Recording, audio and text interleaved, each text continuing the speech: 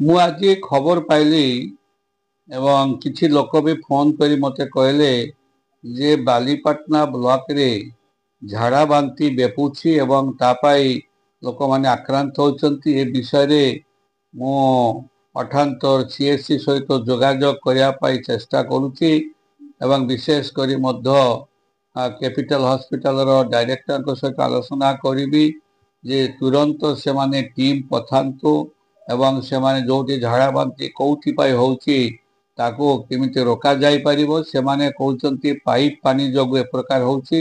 ବାସ୍ତବରେ କ'ଣ କାହା ଯୋଗୁଁ ହେଉଛି ସେଟା ଜାଣିବା ପାଇଁ ମୁଁ ନିଶ୍ଚିତ ଭାବରେ ହେଲ୍ଥ ବିଭାଗର କର୍ମଚାରୀମାନଙ୍କ ସହିତ ଯୋଗାଯୋଗ କରିବି ଏବଂ ଏ ବିଷୟରେ ସିଡିଏମଙ୍କୁ ମଧ୍ୟ ମୁଁ ଯୋଗାଯୋଗ କରୁଛି।